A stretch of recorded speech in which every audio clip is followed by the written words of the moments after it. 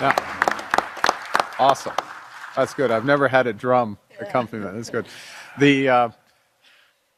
This is a historic day. And this historic day has been a long time coming. 1958, Prime Minister John Diefenbaker asked Canadians to consider, and I quote, a new imagination for the Arctic. He portrayed the North as Canada's last great frontier, part of our national consciousness. Well, certainly an area that contains 40% of Canada's landmass and over 70% of our coastline is at the very heart of our nation. But you have been patient because, well, it's at the heart physically of our nation. It hasn't always been treated as such. Over my lifetime,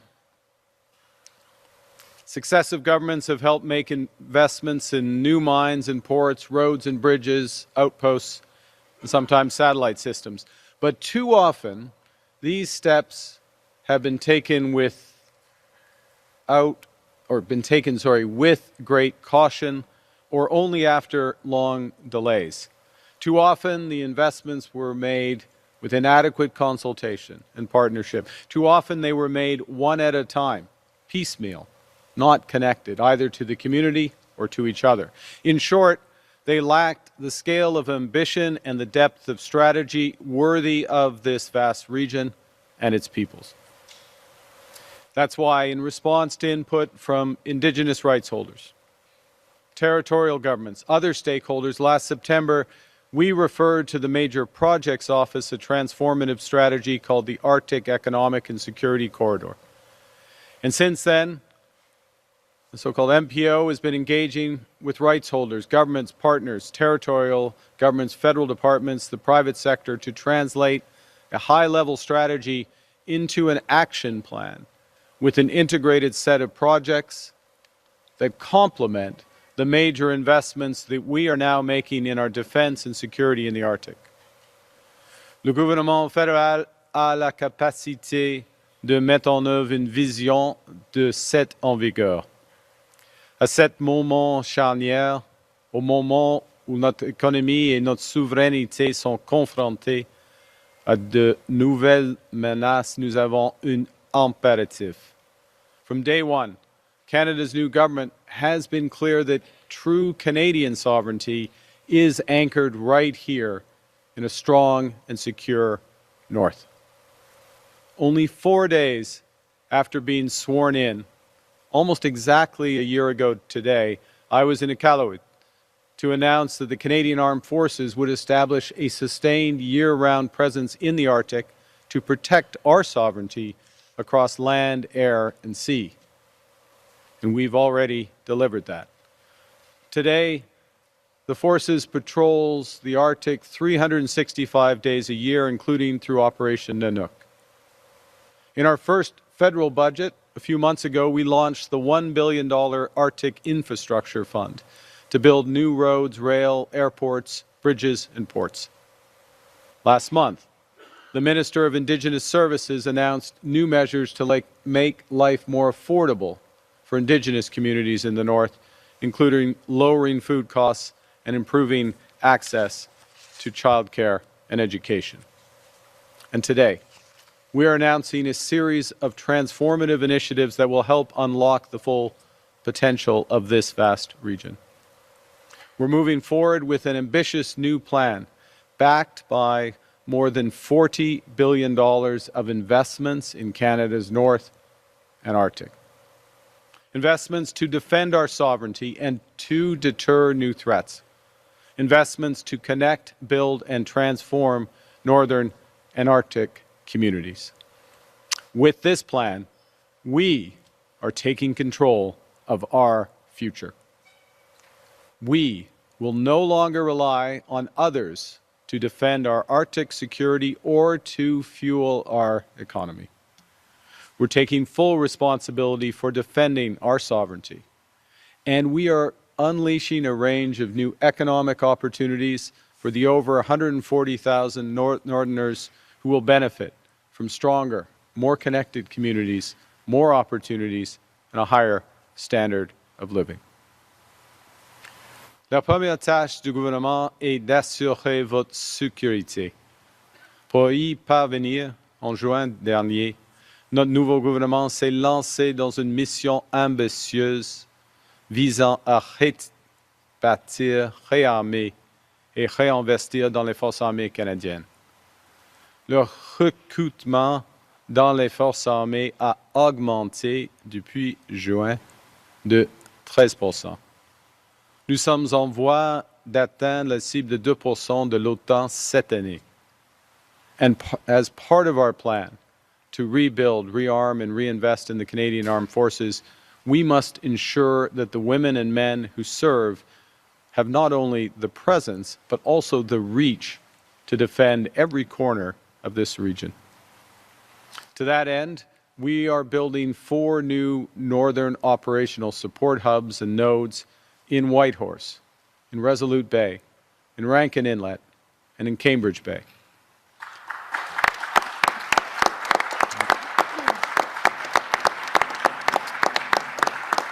And we are upgrading our national defense infrastructure in Yellowknife, Inuvik, Iqaluit, and Goose Bay. These locations are at the heart of our mission to defend our territory. What they'll do is they will enable the forces to deploy aircraft across all remote areas of the Arctic. Nous construisons des centres militaires d'une importance cruciale, qui sont également essentiels pour renforcer la sécurité des communautés. Ces stations permettent d'intervenir plus rapidement en cas de recherche et de sauvetage. Des catastrophes naturelles et d'urgence, même dans les régions les plus isolées. These defense investments will strengthen our military's presence, and at the same time, what they will require is new energy infrastructure, new broadband, new telecommunication services, new wastewater services.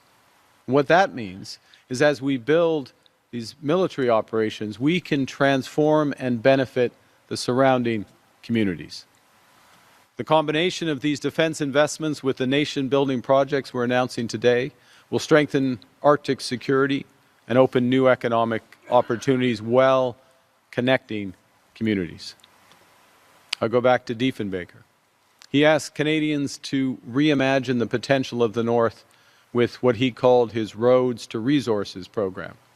He envisioned new airstrips, a railroad to Great Slave Lake, and a winding man-made line carved through this rugged terrain.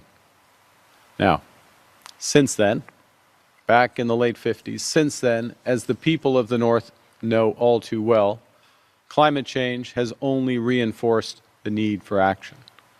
Isolated communities in the Mackenzie Valley rely on a seasonal winter road and summer resupply barges, which are both becoming increasingly unreliable, with melting permafrost in the winter and low water levels in the Mackenzie in the summer.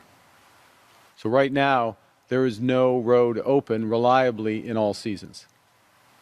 Ever since I was a kid in Fort Smith, I've been hearing about the possibility of the Mackenzie Valley Highway.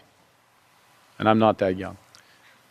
For decades, there have been a series of false starts and endless assessments. That record ends today.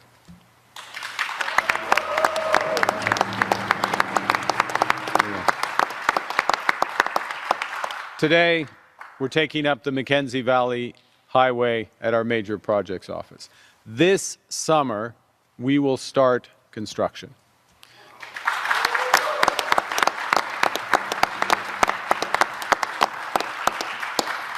The first phase of the all-season highway will stretch more than 800 kilometers from Wrigley to Norman Wells. The second phase will extend all the way to Inuvik. When complete, this vital artery will link Yellowknife and Inuvik, and it will cut almost in half the time it takes to drive between them. The new highway will be resilient both to the changing seasons and the changing climate, providing year-round access to isolated communities, allowing critical supplies and medicines to reach people in remote areas. It will also unlock immense potential for mining, from copper to zinc to critical minerals. And we will build this highway in partnership with territorial and Indigenous governments so that the benefits promised nearly 70 years ago are felt in the communities directly.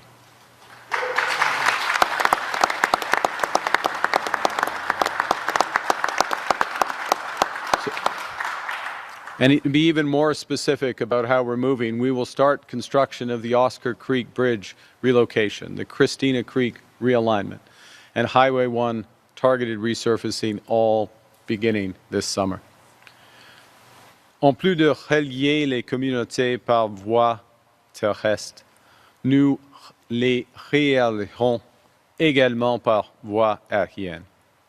Nous modernisons les pistes à Rankin Inlet et améliorerons l'aéroport de Nunavik afin de permettre l'atterrissage d'avions plus gros, de réduire les coûts et d'assurer des aéroports fiables et pleinement opérationnels pour les communautés qui en dépendent. As we connect our communities to each other, we also will connect them to the world. Now, despite our unique strategic advantage in Canada, our unique strategic advantage in bordering three oceans and connecting those oceans, we don't have a deep water port on the Arctic Ocean. Grays Bay Port and Road will change all of that.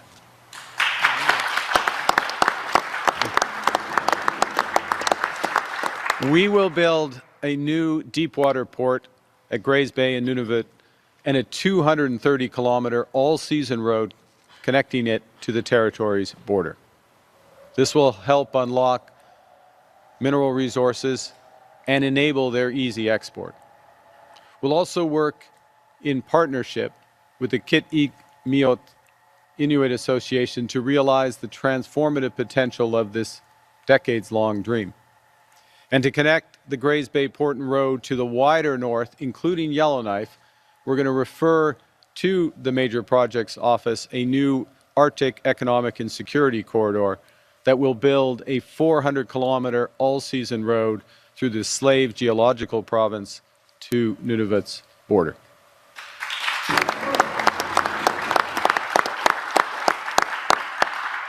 So you put that all together, we will have the first all-season road connecting Nunavut to our national highway system. Nunavut connected to our national highway system. We will have an enablement of new resource exploration and development in the mineral-rich Slave Geological Province of the Northwest Territories in Nunavut. We will have open access to new export markets so we can realize more of the potential of these multiple new trade deals that Canada is securing abroad. Il ne s'agit pas seulement de ce que nous bâtissons, mais aussi de la manière dont nous le bâtissons. Nous bâtissons de façon durable, en réduisant les émissions et investissant dans l'avenir axé sur l'énergie propre. Nous bâtissons en solidarité avec les travailleurs canadiens, en créant des centaines de milliers de carrières bien rémunérées. Et enfin, nous bâtissons en partenariat avec les gouvernements territoriaux et autochtones pour offrir des avantages économiques indéniables à la population du Nord. This is a generational plan to build and connect the North, to bring security, prosperity, and opportunity to workers and families. Now, to sustain all of that growth, we need clean, reliable, and affordable power. Fuel prices in the north can reach 6 to 10 times the levels of the rest of Canada. And this just reinforces the need to transition to cleaner options. So we are going to unlock the North's enormous hydropower. In November, we referred the Iqaluit Nuqiqsutqagh hydro project to the Major Projects Office. This is Nunavut's first 100% Inuit-owned hydroelectricity project. It can save nearly $2 billion in diesel costs over the next 50 years, while providing that reliable, affordable, emissions-free power to people in the Arctic. Today, we're going to take another step forward by referring the Tulston Hydro Expansion Project to the MPO.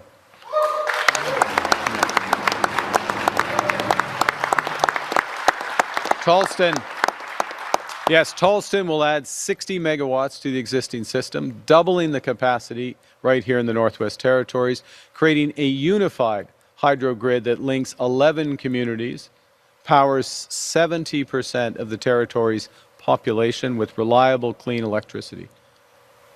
You know, when you bring together the major projects that we're referring, they represent around $10 billion in investment and will create more than 10,000 jobs during their construction. And that is separate from the scale of the investment and the jobs created from the defense investments. More fundamentally, what we're doing is creating projects that are, if you will, force multipliers. Their construction will unleash new career opportunities, higher paychecks, faster trips, stronger communities, and they will make large investments possible by connecting the Canadian North and Arctic. Our plan to defend, connect, and build the North will reinforce Canada's strategic autonomy. That independence will also be bolstered by the new trade and defense partnerships that we are striking with trusted partners. Ce soir, je parlerai pour la Norvège afin d'approfondir notre coopération en matière de défense, de commerce et de minéraux critiques avec nos alliés nordiques. Ma visite comprendra des exercices militaires conjoints visant à renforcer la coopération opérationnelle et la préparation entre les principaux alliés dans le cadre de la défense de notre territoire. Et la semaine prochaine, je rencontrerai le Premier ministre Starmer du Royaume-Uni pour discuter du renforcement de notre défense collective. Le fondement de notre souveraineté, de notre indépendance et de notre force réside dans ce que nous construisons chez nous ensemble. So to conclude, when John Diefenbaker, all those years ago, set out to reimagine the North, he rightly envisioned that it required more than a stronger economy. It required a more secure border. But ultimately, it required a future where Canadians have, and I quote, control of their own destiny. Là où nous sommes maîtres chez nous. And today, we are taking major steps to realize that vision, to take control and to build the true North strong and free together. Thank you very much. Merci beaucoup. Thank you, Prime Minister. Thank you, Prime Minister. Merci, Monsieur le Premier ministre. Nous allons maintenant passer aux questions. We'll do 20 minutes of question. Première question. First question. Bonjour, Monsieur le Premier ministre. Bien sûr que je vais revenir sur cette annonce, Valérie Gavache de Radio-Canada. Mais d'abord, j'aimerais qu'on fasse le point sur ces frappes sur la base aérienne d'Ali Al-Salem au Koweït. Il y a le camp Canada qui aurait été touché par ces frappes-là. Je voulais d'abord savoir si vous pouviez nous confirmer ces frappes-là et nous dire pourquoi vous n'avez pas informé les Canadiens au moment où elles se sont produites. Merci pour votre question. Premier point, et le point le plus important est que tous les membres de forces canadiennes dans la région sont sains et saufs. Okay? Ça, c'est le premier point.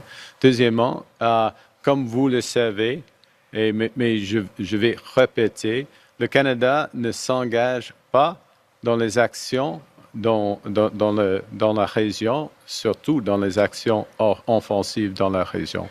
Et on va informer quand il y a des nouvelles. C'est la responsabilité de moi et le ministre de la Défense nationale.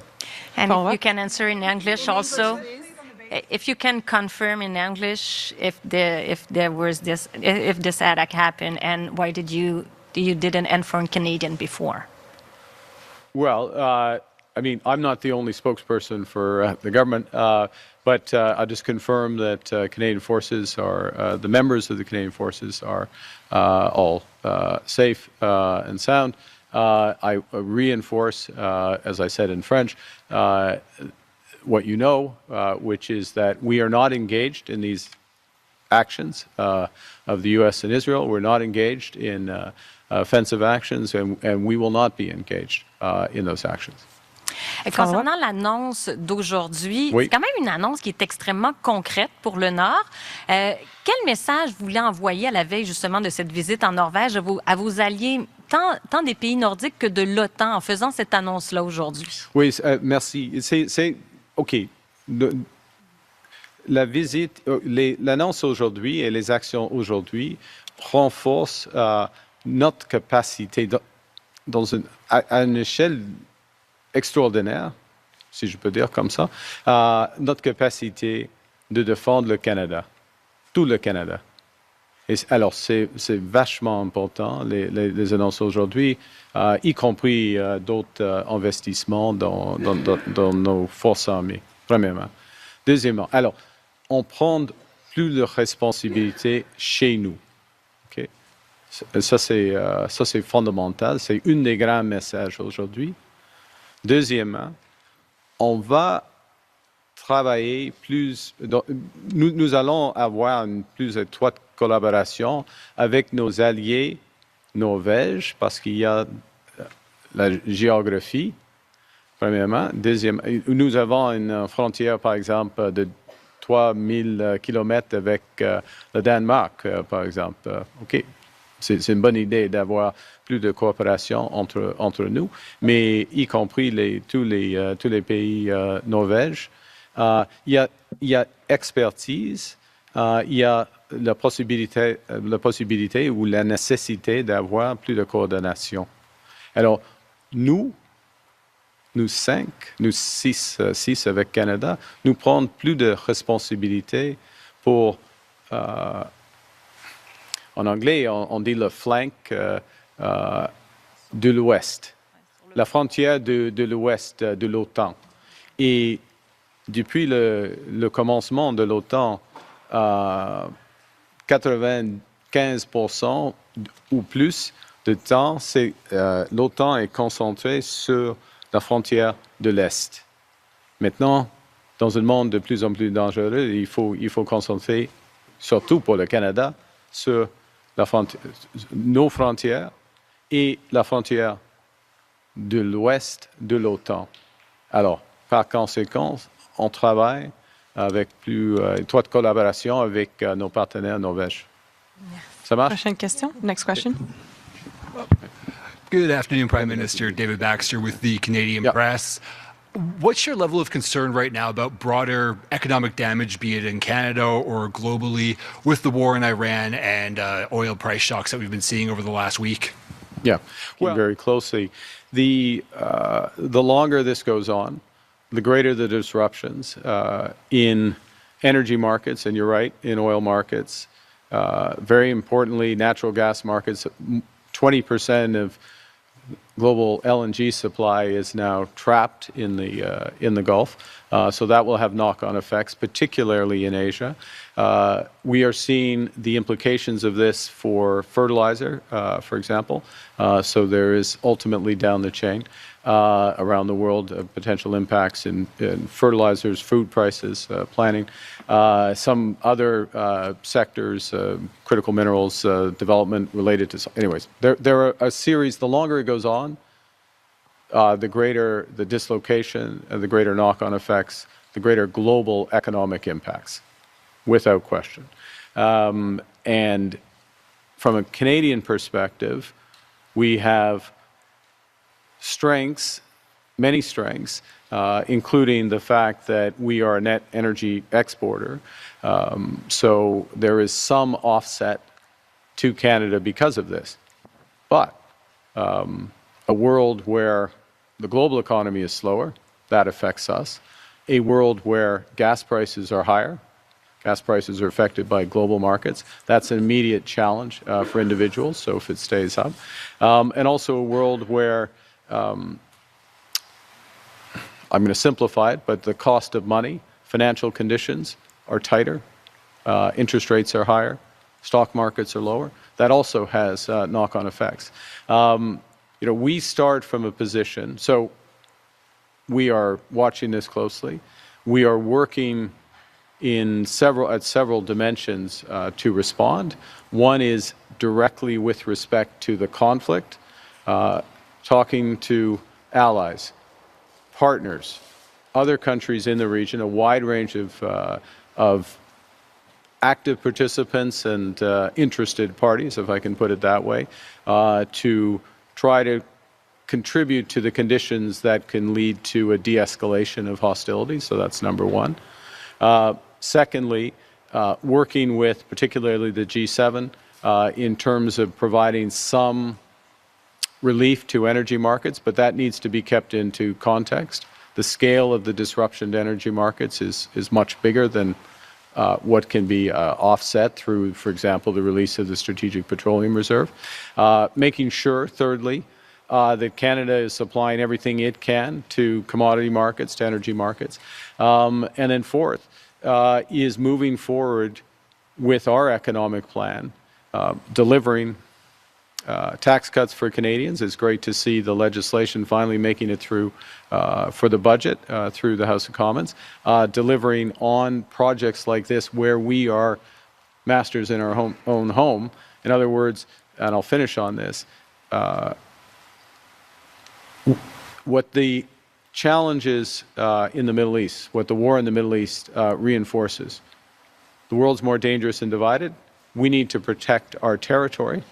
That's what we're doing. Secondly, it reinforces that we can be hit from shocks from abroad, economic shocks, your question. We need to invest at home and be strong at home. That's what we're doing. And it also reinforces that we need all forms of energy in order to be resilient. So yes, oil and gas, and we're developing those in a responsible way, but also clean energy. And part of today's announcement is to finally get the North off of diesel, whose prices are going up and are already much more expensive than they are south of 60, if I can put it that way, and to clean, reliable energy. And just to follow up on that uncertainty, of course, we were just talking about the missile strike on the base in Kuwait, the strike on the base in Kuwait. Canadians are seeing the effects of the war here at home with the price of the pump going up and up and up. And it's been reported that after this trip is concluded, you're going to be on vacation for the next week. What's your message to Canadians who are worried about just the state of everything going on, the uncertainty, as you're going to be less publicly visible after this trip is done? I'll be, first off, it doesn't actually work out to a week. It's the first thing. Secondly, I'll be working through this weekend with the military exercises in Norway, meeting with our partners, meeting with Chancellor Merz of Germany. I'll be meeting the UK Prime Minister on Monday. I will be having a series of conversations during the week. I will be as visible as needed and as connected as always. As well, I would reinforce that one of the strengths of this government is we have a very strong cabinet. And one of the, I would like to think, one of my characteristics as a prime minister is I give authority to my ministers. So there's a reason why you hear a lot from the Minister of National Defense, from the Minister of Foreign Affairs, from the Minister of Public Safety, because they are very much on the front lines of these issues as much as I am. Thank you. Next question. Prochaine question. Judy Trin with CTV News. Prime Minister, your office says you will have an audience with King Charles following your meeting with Keir Starmer. The Treaty 6 chiefs spoke to King Charles about their concern that Premier Danielle Smith has not denounced Alberta's separation. Is that a topic that you will also broach with the King? Well, let me say a couple of things that, if I may, Judy. Which is first is that His Majesty, in all of my experience, takes an intense interest in the rights of Indigenous peoples Treaty 6 territory, Treaty 7 territory, across the Arctic. He will be very interested, first and foremost, just by his nature, I know this, in terms of what we're talking about today, the progress that's being made, what's coming next, the impact of climate change on the North. These issues are front and center and constant for him. The second thing is that,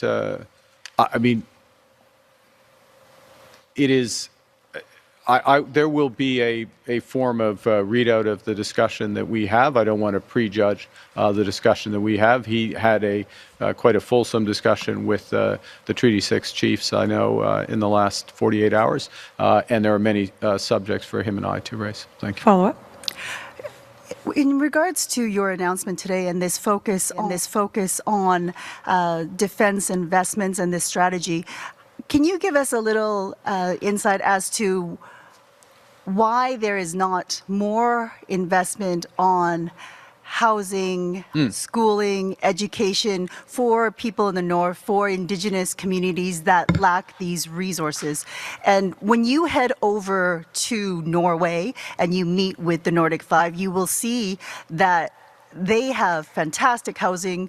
Nuuk has 6 hospitals. They are Arctic communities. Why is it that Canada doesn't have those resources? Well, a couple of things. One, this is a very important question. So let me pick up a few aspects of it. First, we are making major investments in housing in the Arctic. I'll point to the example of the 700 homes in Nunavut that we announced 6 weeks ago, the construction of those as part of Build Canada Homes, additional housing here in the Northwest Territories. We're working with the territorial government on that. More will be needed and more will be delivered. Okay, so that's the first point. Second is, and there is a deficit. Maybe that should have been the first point, which is to acknowledge the infrastructure deficit that exists across the North and in the Arctic. And this government is determined to close that deficit meaningfully. So that's why within the first few days I was in Iqaluit. That's why we're here. That's why I was in Fort Smith a few months ago. And we're continuing to focus on closing those deficits. Some of the benefits of, for example, some of the benefits of what we're announcing today will be major additional infrastructure investments in the North, additional health facilities, additional wastewater facilities, telco, and schooling and beyond. And it's a weird term, but it's dual use because it's relevant both for the military personnel who come, but also for the communities. And if you look at the communities where these what are called network operating hubs or nodes, where they're going, these are in northern terms, quite large communities and have quite large spillover benefits. Your question's well motivated. We've got a big gap to make up. This government is focused on closing that gap, just like we're focused on closing the gap on the military side and our sovereignty as a whole. Next question. Prochaine question. Hi. The MOU with Alberta set an April 1 deadline for agreements on carbon pricing, methane equivalency, and the Pathways carbon capture system. How are those talks going? Do you expect to meet the deadline? And how much closer is Canada to a new oil pipeline and the Pathways system? All important questions. We're absolutely engaged in talks, I think, and they're all, I'm glad you raised all of those issues. There's a few more, but those issues are all absolutely interconnected. So you kind of can't solve one without solving the others, or I should say, finalize the agreements around one without the others. So we're engaged in moving those forward.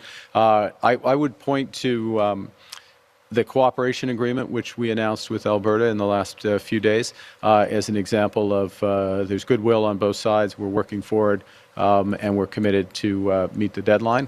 More work to do, though, between now and then. Thank you. Next question. I just want to go back to this announcement, and I'd like more details on how you can guarantee construction on these major projects when they've only just been brought forward to the APO. So if you could share some more details on that, and then just a little bit of information on what the cost of some of these major projects would be.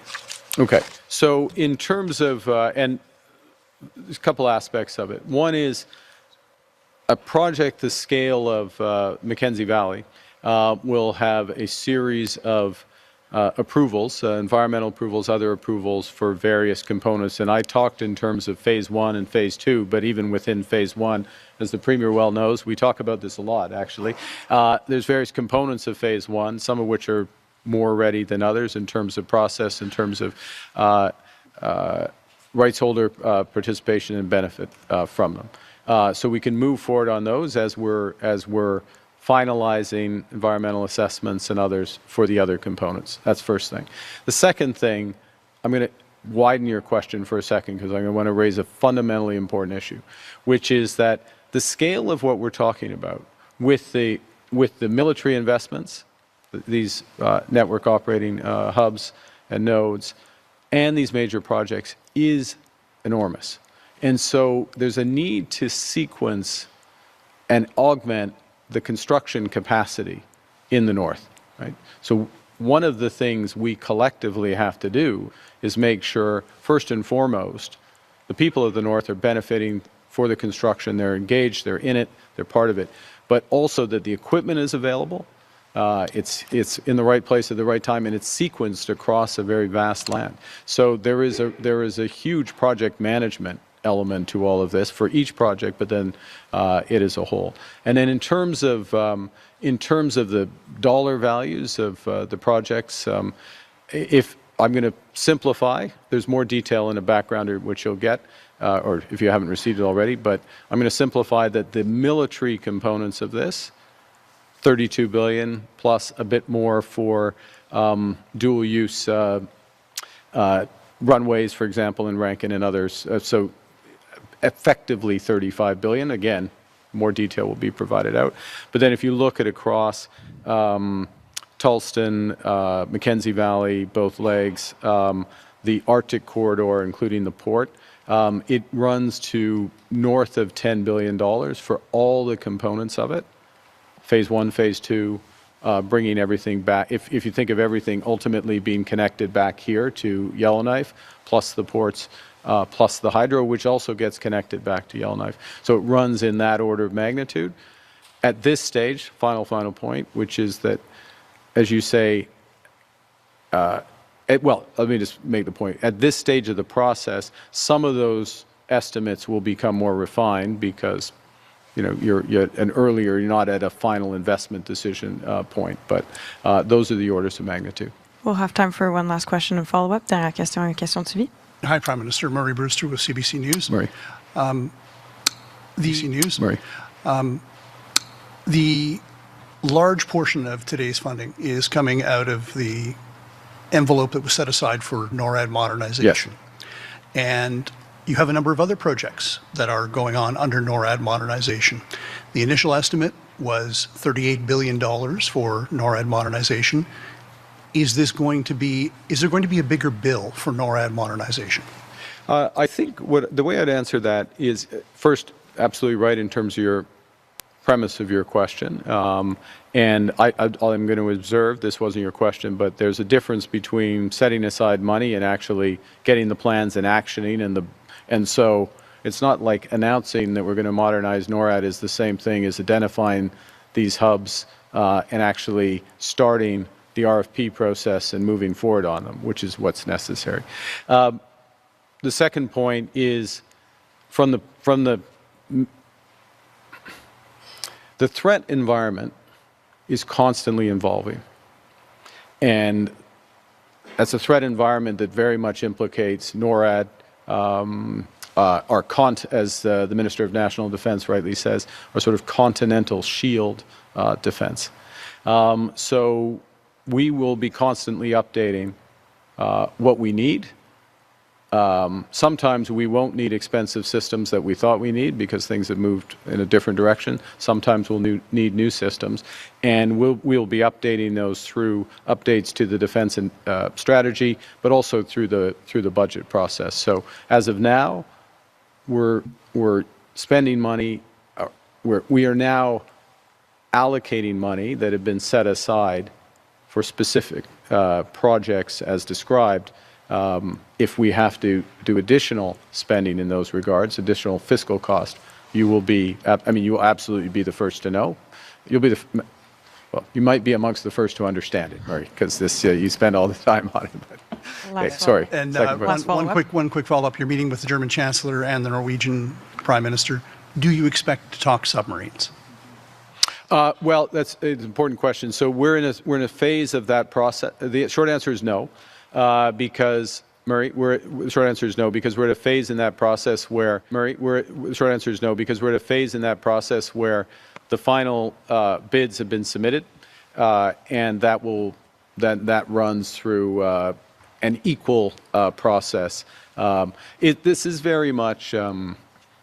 This is an important exercise this weekend. The Minister of National Defense will be with me, as will Secretary of State. This deeper coordination of our forces, lessons learned, how best to defend the Arctic in the new environment. Obviously, German Chancellor, myself, will have an opportunity to discuss broader geopolitical issues. I look forward to that. And as well, on Sunday morning, there is a meeting of effectively the Nordic Council, the 5 Nordic nations, plus Canada, and a series of opportunities to deepen cooperation there. So all of that is important, and for someone who asked about my holiday plans, I'd note that that's what I'm doing on Saturday and Sunday, and I hope you're going to be with me, so we can do it together. All right. Thank you, Prime Minister. Thank you very much. Merci beaucoup. Thank you. C'est ce qui m'a fait notre conférence de presse. C'est ce petit press conference.